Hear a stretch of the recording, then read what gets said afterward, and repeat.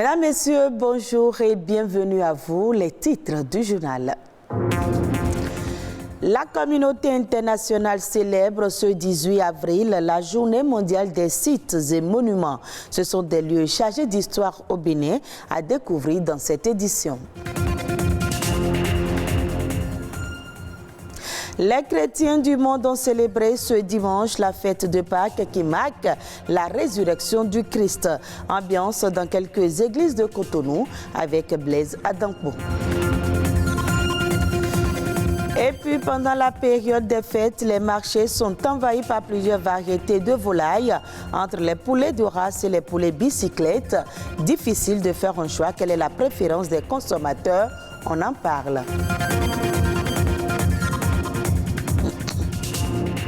Merci de votre fidélité. Ce dimanche, les chrétiens du monde entier étaient dans les temples et les églises pour célébrer la résurrection de Jésus-Christ.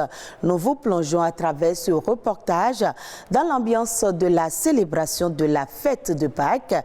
Blaise Adankbo et Igor Ayoso ont fait le tour de quelques congrégations religieuses.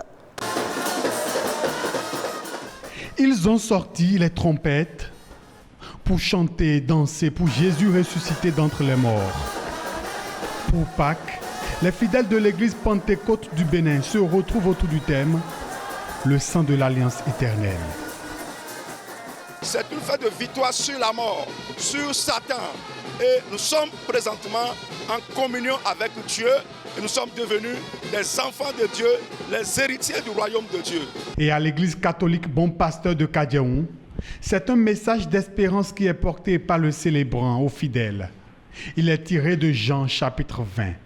La résurrection, c'est la signature de ceci que tout ne finit pas là où l'expérience humaine, là où l'histoire humaine a fini de dire tous ces mots. La signature de l'espérance, qui est celle-ci que nous devons être portés, toujours portés vers l'avenir. C'est cela la résurrection. Nous sommes accueillis à la paroisse Saint-Salomon d'Akobato de l'église du christianisme céleste. Ici, l'heure est à l'adoration après la longue nuit passée au cimetière. Le message le plus important, c'est l'amour. Parce que le Christ lui-même a pris le soin de laver les pieds à ses apôtres. Donc il s'est humilié, a pris son chiffon pour pouvoir essuyer leurs pieds. Donc le message le plus important, c'est l'amour que nous devons avoir. À quelques pas d'Akobato, à la paroisse 12 apôtres de Dieu d'Agla, on fête Pâques à travers prières et louanges.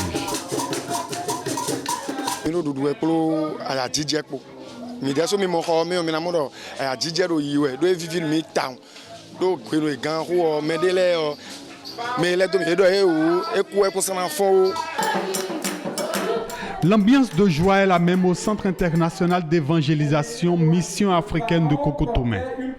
Le prêche insiste sur le sens de la résurrection de Jésus.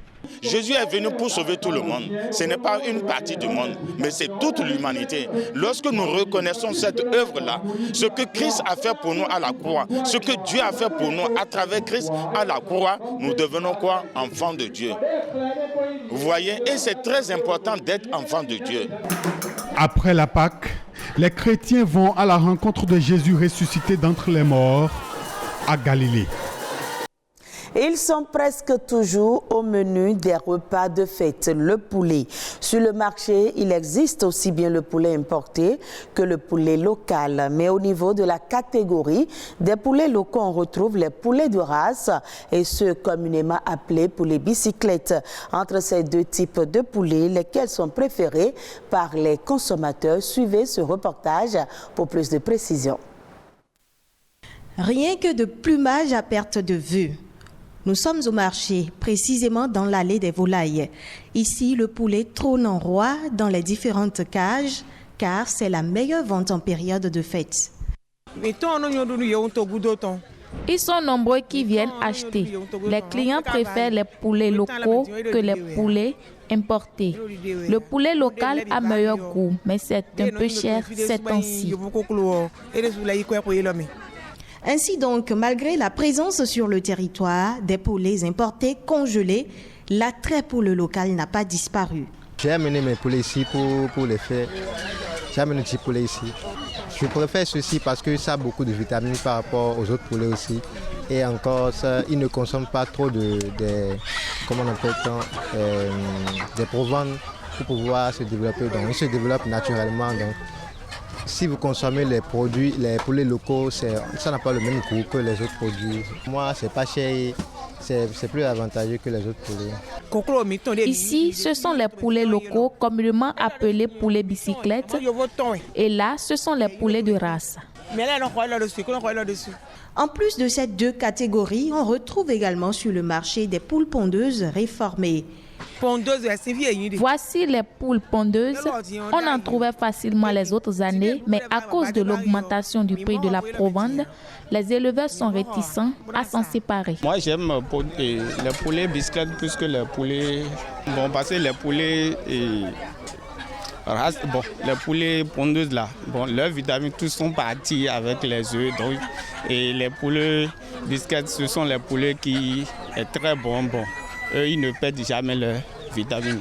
Plus les ventes de volailles augmentent, mieux ces jeunes-ci qui exercent leur activité non loin de ces étals sentis à bon compte. Et moi, je fais le déprimage de poulet dans le marché. Je ne veux pas parler de cette année. L'année passée, je vais dire, par jour, je tue plus de 600 poulets par jour. Oui, mais pour cette année, ça ne donne pas comme ça. Qu'ils soient de race ou bicyclette, les poulets locaux sont réputés excellents en apport nutritif. Je l'annonçais dans les titres, ce lundi 18 avril, le monde entier célèbre la Journée internationale des monuments et des sites. Un monument peut être défini comme un élément de marquage du temps dans la marche de l'histoire d'un peuple ou d'une communauté. À l'occasion donc de cette journée, Arnaud Adadja a fait le tour de quelques monuments et places publiques de Cotonou. Suivez son reportage. Ces monuments nous racontent en quelque sorte l'histoire d'un personnage ou soit l'histoire d'un roi. Celle-ci représente un monument aux morts, c'est-à-dire ceux qui avaient fait la guerre en temps. C'est pour ça qu'on l'appelle place thématique. Ici, les gens attendent parler du Béhanzin et on a encore le Stasi qui est à Aboumé. Les Noirs comme les Européens, s'ils viennent en Afrique, ils vont à Aboumé visiter ça aussi. Un monument est un objet qui a duré dans le temps, qu'on voit aujourd'hui dans les musées ou qu'on trouve partout. Place Bulgarie, place de l'Étoile Rouge, place des Martyrs. Un ensemble de monuments qu'on voit effectivement à Cotonou et qui perpétuent une partie de l'élogieuse et impériale histoire du Bénin. Comme c'est un monument de martyrs, tout ce qui entoure doit être beaucoup respecté, bien respecté. Et les places étaient un peu ça auparavant. Mais à l'heure actuelle, les gens s'entretiennent ça bien, correctement. Chaque jour, les gens prennent soin de l'Étoile Rouge.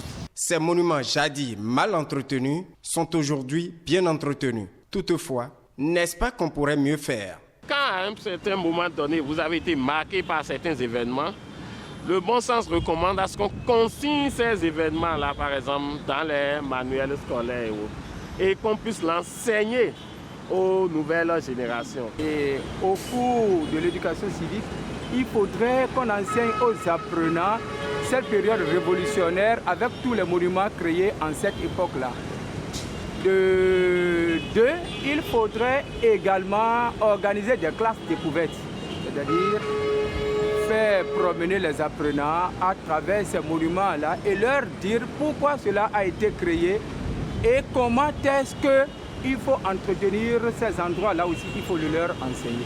Par ailleurs, les noms donnés à certains de ces monuments ou places publiques posent souvent problème. Ce que moi je souhaiterais, vu la réveil de la conscience africaine, cette place, au lieu que ce soit Bulgarie, ce soit Bio Tchaïba Kaba. Kaba était une valeur humaine, un héros pour le Bénin. Ou que ce soit Biodjera, ou que ce soit Béhanzin, au carrefour de Bulgarie. Notre interlocuteur revient encore ici et propose. Le Bénin peut prendre un décret pour que tous les monuments, place du bicentenaire français, place du général de Gaulle, tout ça là, il faut changer ça. Au Bénin, en Afrique, on a des valeurs. Le stade Charles de Gaulle peut porter le stade d'Orego Sadou. Ça peut porter le nom de Dossou Bété ou autre. Autre élément dans ce journal, en Afrique, la population ne cesse de croître. Au même moment, la productivité agricole diminue et c'est les zones rurales qui s'installent pour contrer cette situation. Les jeunes agriculteurs africains apparaissent comme la solution pour mettre un terme à la faim et à la pauvreté. Mais ils doivent faire face à de nombreux défis. Douins Arossoukhe, agronome, nous parle de ces défis au micro de Ulvaeus Balogun. La jeunesse constitue la relève de tout secteur. Et puis si les jeunes s'intéressent à l'agriculture, je crois que ça c'est une chance pour le Bénin. Puis le pays doit, et puis toute la jeunesse d'abord, doivent se rassurer que notre agriculture aura une relève de qualité. Parce que notre agriculture, comme vous le constatez, est en train de se développer. Je suis d'accord avec le boom qu'on constate avec la production cotonnière, la production des céréales, notamment le maïs et autres. Mais les jeunes ont 3 problèmes fondamentaux. Le premier problème, c'est l'accès à la formation de qualité. Toute la formation que nous recevons dans les lycées, collèges et universités agricoles, c'est vrai, sont orientées vers l'auto-emploi, mais je le dis toujours, ce sont des mécaniciens qui forment des mécaniciens, c'est des entrepreneurs qui pourront former des entrepreneurs agricoles. Donc on ne peut pas demander à un enseignant ou un enseignant-chercheur de former un entrepreneur agricole, c'est un peu utopique. Alors le second grand problème, c'est l'accès au foncier. Vous voyez, les jeunes n'ont pas accès à la terre. Au Bénin, c'est vraiment compliqué, surtout dans la partie méridionale. Et le troisième problème, c'est l'accès au financement. Pour même accéder à ce financement, la garantie que les gens demandent est une garantie foncière. Donc il faut disposer d'une terre. Le jeune a des difficultés d'accès à la terre. Comment voulez-vous qu'il ait la garantie foncière? C'est presque impossible. Le taux d'intérêt que pratiquent les institutions de microfinance de la place varie entre 15 et 24%. Donc aucun jeune ne pourra s'en sortir avec ce taux d'intérêt qu'on constate au niveau des IMF. Donc du coup, lorsqu'on n'arrive pas à relever donc, ce défi lié au foncier, au financement et puis à une formation de qualité, on ne pourra pas sentir tout l'effort que la jeunesse fournit aujourd'hui dans ce secteur qu'est l'agriculture. Vous voyez, récemment, le gouvernement a mis en place un fonds national pour le développement de l'agriculture. Je pense qu'on peut, dans ce fonds-là, trouver un fonds spécifique pour la jeunesse et pour l'entrepreneuriat agricole des jeunes. Si on le fait et on définit une stratégie nationale d'insertion des jeunes dans l'agriculture, je crois qu'avec un statut de jeune agriculteur, le jeune sait ce à quoi il a droit et ce à quoi il est confronté. Je crois que ça lui permettrait de mieux s'investir et puis se maintenir dans l'activité. Et ce sera tout pour ce journal. À revoir sur le www.oactb.bj. Merci à vous de nous avoir suivis.